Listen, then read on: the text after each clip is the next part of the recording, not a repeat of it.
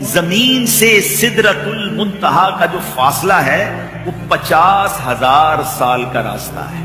اس سے آگے پھر مستوی، اس کے آگے اللہ پاک جانے، اس سے آگے عرش کے 70 حجابات ہیں.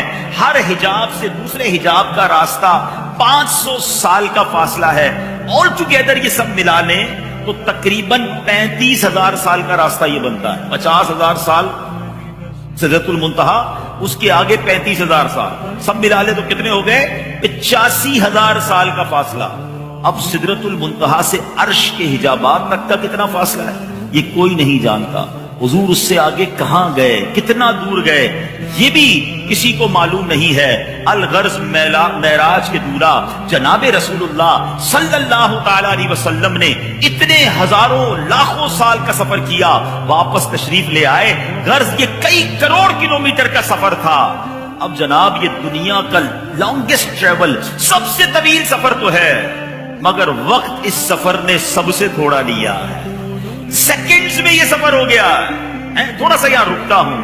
سفر معراج کی بہت ساری حکمتیں علماء نے بیان کی ہیں، اور سبحان اللہ ہر حکمت کو سنے تو ایمان تازہ ہوتا ہے. مگر ایک بات سمجھنے والی ہے، اس میں ایک حکمت اس لیے سمجھنا ضروری ہے کیونکہ آج آرٹیفیشل انٹیلیجنس کا دور ہے، آج سائنس کا دور ہے. جناب یاد رکھیے اللہ نے ہر نبی کو معجزات عطا کیے، جیسا دور ویسے معجزات. سبحان اللہ حضرت موسیٰ علیہ السلام کا دور دیکھیں، اس دور میں جادوگر بڑے تھے. وہ لوگ کہتے تھے اگر آپ اللہ کے نبی ہیں ہمارے جادو کا توڑ بتائیے. انہوں نے رسیاں پھینکی، سانپ بن گئے. حضرت موسیٰ نے اپنا عصا مبارک ڈالا، اس عصا نے ان سانپوں کو نگل دیا. جنہوں نے ایمان لانا تھا ایمان لے آئے. حضرت عیسیٰ کا دور آیا، اس زمانے میں لوگوں نے علاج دریافت کر لیا تھا، میڈیکیشنز کا دور تھا، ڈاکٹرز کا دور تھا. وہ کہتے ہم نے سارے علاج ڈھونڈ لیے ہیں، تو علاج نہیں کر پاتے ہیں. کوڑی کو شفا نہیں دے پا رہے اور مردے کو زندہ ہم نہیں کر پاتے. آپ اللہ کے نبی ہیں تو کوڑی کو زندہ، کوڑی کو شفا دیجئے جس کو کوڑ کا مرض ہو گیا ہے، یا مردہ کو زندہ کر کے بتائیے.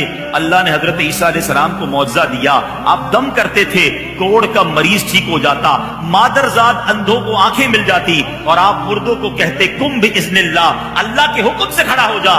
مردہ کھڑا ہو جایا کرتا. جنہوں نے ایمان لانا تھا ایمان لے آئے. اسی طرح حضرت صالح علیہ السلام کا دور آیا. عجیب دور تھا. اس زمانے کے لوگ پہاڑ کے اندر گھر بنا لیتے تھے. وہ کہتے ہم پہاڑی لوگ ہیں، ہم پہاڑ کو تراش لیتے ہیں، مگر پہاڑ بچہ نہیں دیتا. اگر آپ اللہ کے نبی ہیں پہاڑ سے کوئی بچہ، کوئی زندہ چیز نکال کے بتائیں، اونٹنی نکال کر بتائیں. آپ نے اشارہ کیا، اللہ کے حکم سے پہاڑ سے اونٹنی باہر آ گئی. اس اونٹنی نے پھر آگے جا کے بچہ دیا. جنہوں نے ایمان لانا تھا ایمان لائے، نہیں لانا تھا نہ لائے. اس کا مطلب جیسا دور تھا، جیسی قوم تھی، جیسا مینٹل لیول تھا، ویسا اللہ نے اس نبی کو معجزہ عطا فرمایا. اللہ اکبر. اب آئے ہمارے آقا جناب رسول اللہ صلی اللہ تعالی علیہ وسلم. یہ اللہ کے آخری نبی ہیں. عرب کی قوم میں تشریف لائے مگر رہتی دنیا کے نبی ہیں. آج کے دور کے بھی نبی آپ علیہ الصلوۃ والسلام ہیں. ہو سکتا ہے آج کوئی سائنس کا اسٹوڈنٹ کھڑا ہو کے کہہ دے کہ جناب سپر سونک ایئر کرافٹ کا زمانہ ہے، راکٹس کا زمانہ ہے، جناب بڑے زبردست کمپیوٹر ایجاد ہو گئے ہیں، اسپیڈ آف وائس، آواز کی اسپیڈ سے زیادہ تیز طیارے اڑنے لگ گئے ہیں. بتاؤ آج کے سائنس کے دور میں آپ کے نبی علیہ السلام کے پاس کون سا معجزہ ہے جو سائنس کو جواب دے دے؟ اللہ اکبر. دنیا کے جتنے سفر دیکھ لیجئے یقیناً وہ ٹائم لیتے ہیں. جناب میں مانتا ہوں کہ مہینوں کا سفر گھنٹوں میں ہو گیا، گھنٹوں کا سفر منٹوں میں ہو گیا، مگر ذرا یہ سفر تو دیکھو نا کہ کروڑوں میل کا سفر ہے، اور نہ جانے کہاں کہاں میرے آقا ہو کر آئے ہیں، اور واپس آئے ہیں تو وقت کتنا لگا ہے کہ نبی پاک جس بستر سے اٹھ کے گئے ہیں واپس آتے ہیں تو بستر ابھی گرم ہے. وضو کر کے گئے ہیں، پانی اب بھی بہ رہا ہے. دروازہ کھول کر گئے ہیں، کنڈی ابھی بھی ہل رہی ہے. اللہ اکبر. یہ اتنا کروڑوں میل کا سفر ہو گیا مگر وقت ہے کہ کچھ بھی نہیں ہلا. یہ کیسے ہو گیا؟ اللہ اکبر. اب ذرا عشق کی زبان میں جواب سن لو. جواب یہ ہے، یہ عقل کی اور لاجک کا جواب نہیں، یہ عشق کا جواب ہے کہ اتنی تھوڑی دیر میں نبی پاک واپس کیسے آ گئے. تو سبحان اللہ. ذرا ایک بات بتائیے نا، ہمارے پاس گھڑی ہوتی ہے، ہم اس کا سیل نکال لیں تو پھر کیا ہوتا ہے؟ گھڑی رک جاتی ہے. واپس سیل لگائیں، ٹک ٹک ٹک کر کے پھر چلنے لگ جاتی ہے. علماء فرماتے ہیں بات یہ ہے کہ نبی پاک اس جان کی جہان ہیں. میرے آقا چلے گئے تھے، جہان رک گیا تھا، آقا واپس تشریف لائے، جہان نے پھر چلنا شروع کر دیا. یہ وہ سفر جو اس رات ہوا۔ اب آئیے قرآن مجید فرقان حمید سفر معراج کے بارے میں کس پیارے انداز میں ہماری رہنمائی فرماتا ہے۔ پارہ نمبر 15 ہے، سورہ بنی اسرائیل ہے، آیت نمبر 1 ہے، پہلی آیت، یعنی 15واں پارہ شروع ہی یہاں سے ہوتا ہے۔ اللہ قرآن مجید میں ارشاد فرماتا ہے، بسم اللہ الرحمن الرحیم، سبحان الذی اسری بعبدہ لیلا من المسجد الحرام الی المسجد الاقصی المسجد الاقصى الذي باركنا حوله لنريه من آیاتنا۔ آسان ترجمہ قرآن کنز العرفان۔ پاک ہے وہ ذات جس نے اپنے خاص بندے کو رات کے کچھ حصے میں مسجد حرام سے مسجد اقصی تک سیر کرائی، جس کے ارد گرد ہم نے برکتیں رکھی ہیں تاکہ ہم اسے اپنی عظیم نشانیاں دکھائیں۔ اب ذرا غور سے سمجھیے گا، سفر معراج کے 3 حصے ہیں۔ فرشی معراج جو مکہ مکرمہ سے مسجد اقصی تک ہے، اسے اسرا کہتے ہیں۔ آسمانی معراج جو مسجد اقصی سے سدرۃ المنتہا تک ہے، اسے معراج کہتے ہیں۔ اس کے بعد ہے لامکانی معراج جو سدرہ سے آگے لامکان تک ہے، اسے عروج کہتے ہیں۔ پارہ 15 سورہ بنی اسرائیل کی جو آیت کریمہ ہے جو ہم نے ابھی سماعت کی، اس میں مختصراً ان تینوں اسفار کا، ان تینوں سفر معراج کے حصوں کا ذکر ہے۔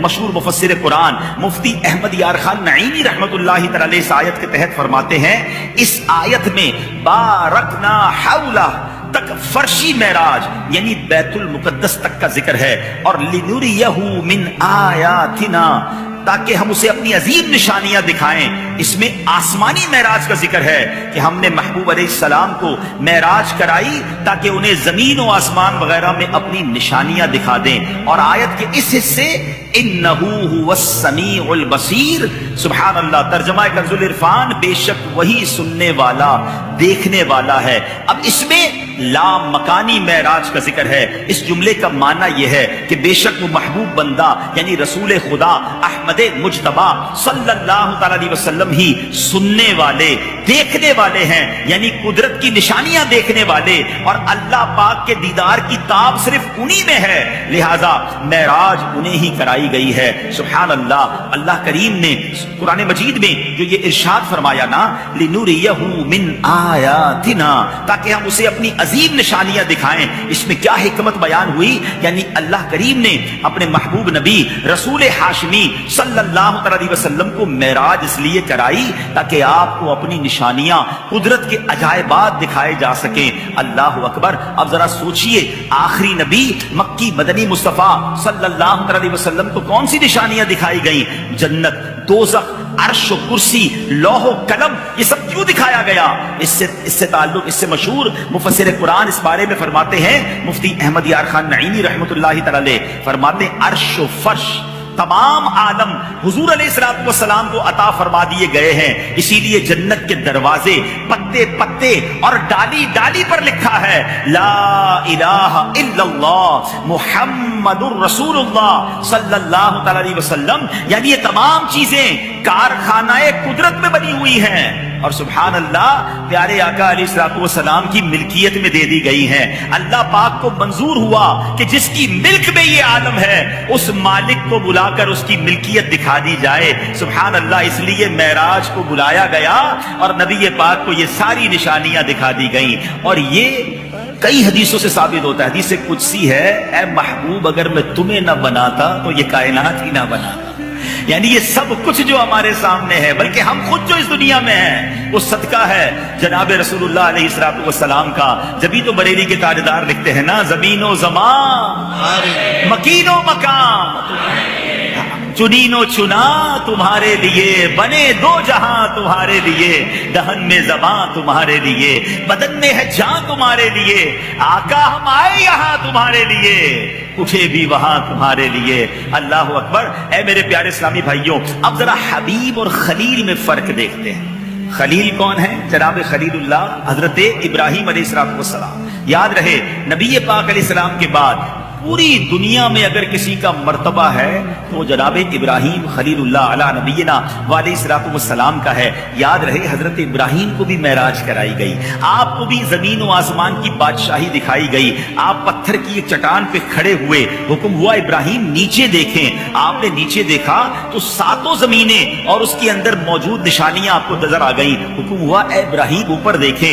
آپ نے اوپر دیکھا تو ساتوں آسمانوں کو ملاحظہ فرما لیا. قرآن میں رب فرماتا ہے وَكَذَلِكَ نُرِي إِبْرَاهِيمَ مَلَكُوتَ السَّمَاوَاتِ وَالْأَرْضِ. آسان ترجمہ قرآن کنز العرفان. اور اسی طرح ابراہیم کو آسمانوں اور زمین کی عظیم سلطنت دکھاتے ہیں. یہ حضرت ابراہیم علیہ السلام کی معراج تھی, یہ خلیل کی معراج تھی. اب آؤ حبیب اللہ کی معراج دیکھیں, ذرا فرق دیکھیں. حضرت ابراہیم کو جب آسمان و زمین کی بادشاہی دکھانا مقصود تھا تو ایک پتھر پر کھڑا کر کے دکھایا گیا, مگر جب حبیب علیہ السلام کی باری آتی ہے تو جنت سجا دی جاتی ہے, زمین میں خوشیاں رچائی گئیں. حضرت جبرائیل فرشتوں کی بارات لے کر آ رہے ہیں, جنتی سواری براق لے کر حاضر ہوتے ہیں. اللہ پاک نے اپنے محبوب کریم علیہ السلام کو آسمانوں پر بلکہ ساتوں آسمانوں کے بھی اوپر بلایا, اپنی قدرت کی عظیم نشانیاں دکھائیں. یہ شان ہے حبیب اللہ علیہ السلام کی. ایک اور اس میں بڑی پیاری بات علماء بیان کرتے ہیں. امام فخر الدین رازی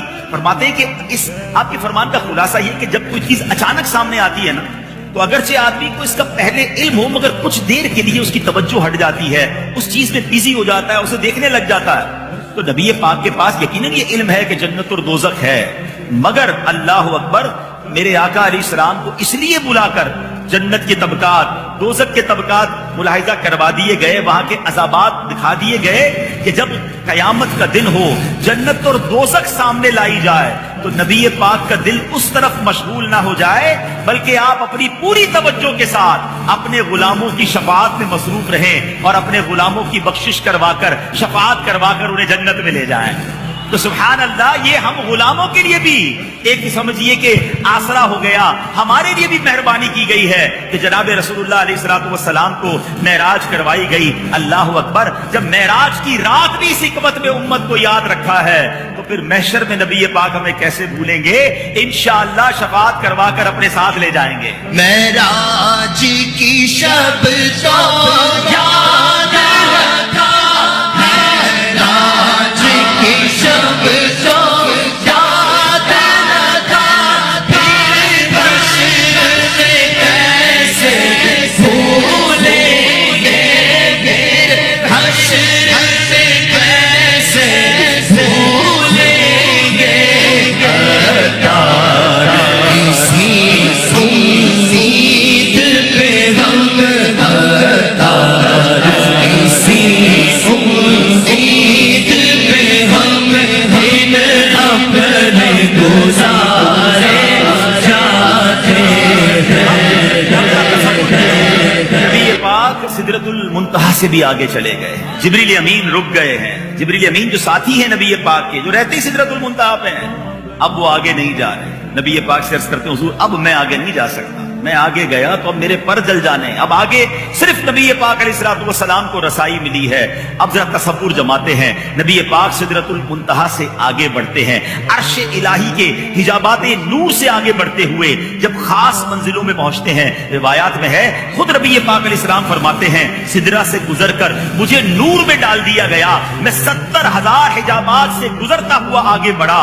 اب آواز ہوتی ہے, اب آواز کیا آتی ہے, کف یا محمد ان ربک یصلی, اے محبوب علیہ السلام انتظار فرمائیے, آپ کا رب صلاۃ فرماتا ہے. سرکار دو عالم علیہ السلام فرماتے میں نے دل ہی دل میں سوچا ربی یصلی, میرا رب بھی صلاۃ فرماتا ہے, رب بھی درود بھیجتا ہے.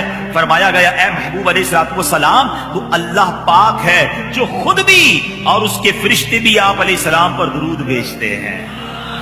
شان تو دیکھیں میرے آقا کی, اللہ بھی درود بھیج رہا ہے, فرشتے بھی درود بھیج رہے ہیں. ہاں یہ بات سمجھنی ہے, ہمارا اور فرشتوں کا درود بھیجنا کیا ہے.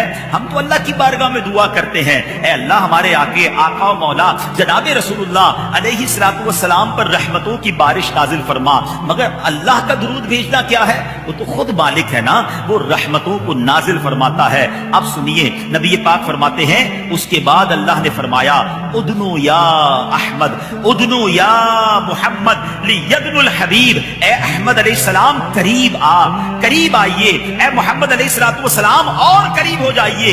چاہیے کہ حبیب علیہ السلام مزید قریب ہو جائیں۔ بس اللہ پاک نے اتنا مجھے قرب عطا فرمایا کہ قرآن میں رب نے فرمایا فَكَانَ قَابَ قَوْسَيْنِ أَوْ أَدْنَىٰ۔ سبحان اللہ، کیا ترجمہ ہے؟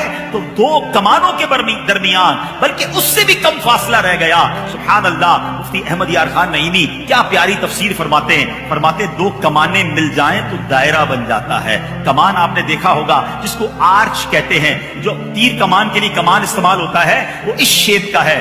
دو کمانیں مل جائیں، مفتی صاحب کہتے ہیں یہ دائرہ بن جاتا ہے۔ تو اب مطلب کیا ہوا؟ فرماتے منظر گویا یوں تھا کہ نور خدا نے محبوب مصطفیٰ صلی اللہ تعالی علیہ وسلم کو چاروں طرف سے گھیر رکھا تھا، اور سرکار دو عالم علیہ الصلوۃ والسلام کی جو ذات تھی اس نور پاک کے درمیان تھی۔ اللہ اکبر، یہ جو صدا ہے نا، یہ جو پکارا گیا ہے، اعلیٰ حضرت اس کو اپنے شعر میں کس طرح دکھتے ہیں؟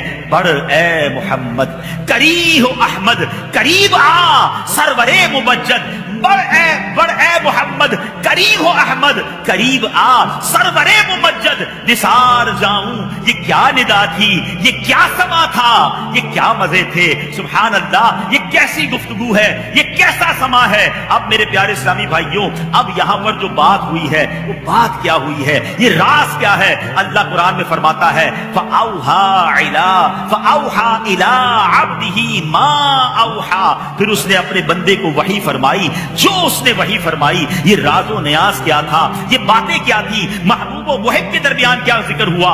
امام جعفر صادق فرماتے ہیں سنو، سر الحبیب مع الحبیب ولا يعرف سر الحبیب الا الحبیب، کہتے ہیں یہ محبوب و محب کے درمیان کی جو باتیں ہیں نا، یہ راز کی باتیں ہیں، اور محب کے راز صرف اور صرف محبوب ہی جان سکتا ہے۔ اعلیٰ حضرت نے گویا جبریل امین سے بھی پوچھا، کہتے ہیں کسرے دنا کے راز میں عقلیں تو گم ہے جیسی ہیں، کسرے دنا کے راز میں عقلیں تو گم ہے جیسی ہیں، روح قدس سے پوچھئے تم نے بھی کچھ سنا کہ یوں، ارے ذرا جبریل امین سے تو پوچھو نا کیا باتیں ہوئی ہیں۔ کہتے انہیں بھی پتا نہ چلا کیونکہ محبوب تو آگے چلے گئے ہیں، یہ لا بقا کے راز ہیں، یہ اللہ اور اس کے محبوب کی باتیں ہیں۔ سبحان اللہ، مگر دل تو چاہتا ہے نا پتا تو چلے ہوا کیا، باتیں کیا ہوئی۔ اب بتا کون سکتا ہے؟ جس نے یہ باتیں کی ہوں، جس نے یہ باتیں سنی ہوں۔ سبحان اللہ، قربان جائیے رسول اللہ علیہ السلام پر، ان میں سے کچھ رازوں سے پردہ آپ نے اٹھایا، ان میں سے کچھ باتیں آپ نے خود آگے بتائیں۔ فرماتے ہیں معراج کی رات مجھے مختلف قسم کے علوم عطا فرمائے گئے، ان میں سے بعض علوم تو وہ ہیں جس کو مجھے چھپائے رکھنے کا فرمایا گیا، وہ بات میں کسی اور کو نہیں بتا سکتا، ان علوم کو میرے سوا کوئی سمجھ بھی نہیں سکتا۔ ہاں کچھ علوم یا کچھ باتیں وہ ہیں جس پر مجھے اختیار دیا گیا کہ جس کو چاہوں بتا دوں، اور کچھ علوم وہ ہیں جن کا مجھے تبلیغ کرنا، ہر خاص و عام تک پہنچانے کا حکم دیا گیا۔ سبحان اللہ، اب ذرا باتیں سنتے ہیں، محبوب و محب کے درمیان باتیں کیا ہوئی ہیں، وہ راز و نیاز کیا تھا۔ ذرا پہلی بات سنیے گا، روایت میں آتا ہے نبی پاک علیہ الصلوۃ والسلام جب اللہ کی بارگاہ میں حاضر ہوئے نا، تو اللہ فرماتا ہے انا و انت، اے محبوب ایک میں ہوں اور ایک تم ہو، وما سواک خلقت لاجلک، آپ کے علاوہ کائنات میں جو کچھ ہے وہ سب میں نے آپ کے لیے پیدا کیا ہے۔ تھوڑی دیر پہلے سنا تھا نا زمین و زمان تمہارے لیے، ارے رب فرما رہا ہے اے محبوب ایک تم ہو، ایک میں ہوں، اور تیرے سوا دنیا میں جو کچھ ہے اے محبوب سب تیرے لیے پیدا کیا گیا ہے۔ اتنا بڑا مقام کا اعلان ہوا، اللہ اکبر۔ اب ذرا حبیب کا جواب سنیے، میرے آقا کی عاجزی دیکھیے، آپس میں محبت دیکھیے۔ اللہ کے حبیب عرض کرتے ہیں اللہم انت وما انا، اے اللہ ایک تو ہی تو ہے، میں نہیں ہوں، وما سوا ذالک ترکت لاجلک، اے اللہ اس کے علاوہ جو کچھ ہے وہ سب میں نے تیری رضا کے لیے چھوڑ دیا ہے۔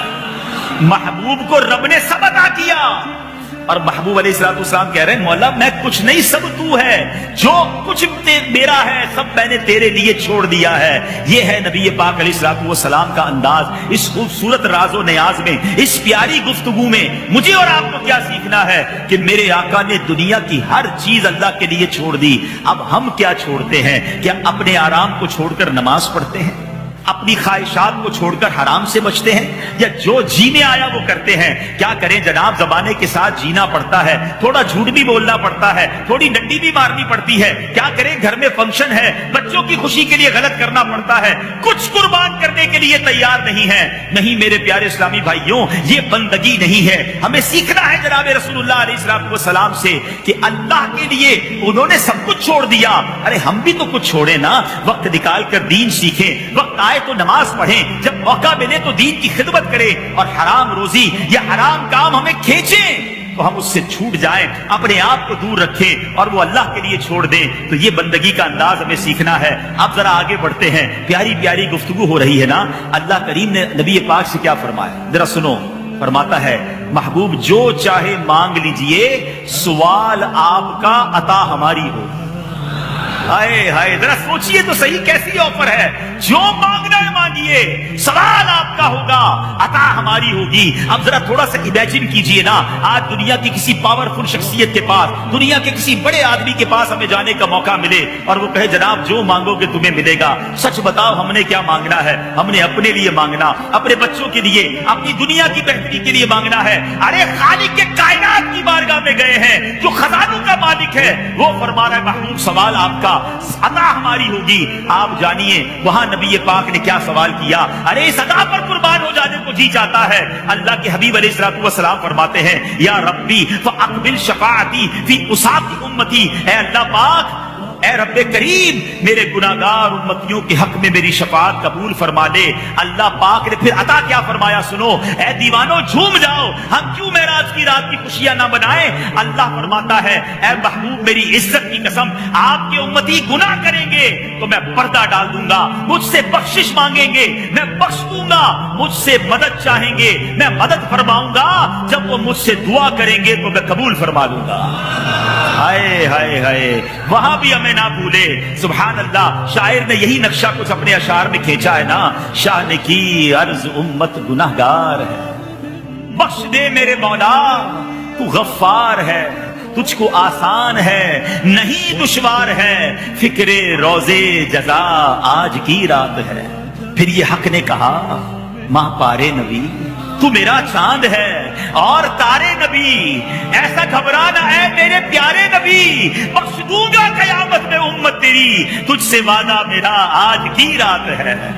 ارے پھر کیوں نہ جھوم کر کہے کہ شاہ دولہ بنا آج کی رات، ارے آج تو ہماری عید ہے، آج ہماری بخشش کی رات ہے۔ نبی پاک رب کی بارگاہ میں جا کر بھی ہمیں نہ بھولے، جب اللہ نے فرمایا مانگ کیا مانگتا ہے تو اللہ کے حبیب علیہ السلام نے اس امت کے لیے سوال کیا۔ اب سچ بتاؤ اے امتیوں، اے نبی پاک علیہ السلام کے غلاموں، اب ہماری ذمہ داری کیا بنتی ہے؟ جو ہر مقام پر ہمیں یاد رکھتے ہیں، ہم کہیں انہیں بھول تو نہیں گئے، ہم ان کی تعلیمات کو بھول تو نہیں گئے۔ سیدی اعلیٰ حضرت امام اہل سنت اسی بات پر تو ہمیں جھنجھوڑ رہے ہیں نا، وہ کہتے ہیں جو نہ بھولا ہم غریبوں کو رضا، جو نہ بھولا ہم غریبوں کو رضا، یاد اس کی اپنی عادت کیجئے۔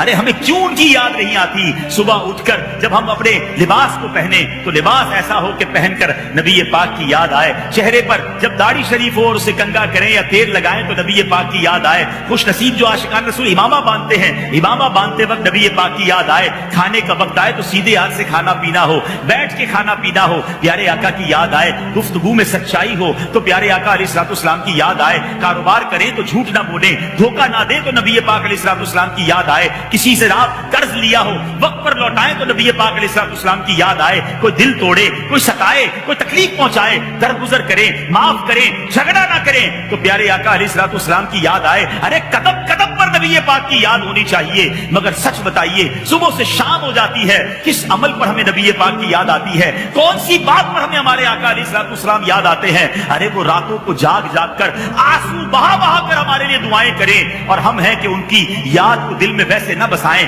جیسا بسانے کا حق ہے۔ بریلی کے تاجدار لکھتے ہیں نا، اللہ کیا جہنم اب بھی نہ سرد ہوگا، اللہ کیا جہنم اب بھی نہ سرد ہوگا، رو رو کے مصطفیٰ نے دریا بہا دیے ہیں۔ وتقدست أسماؤه وتعالى وأكون للوطن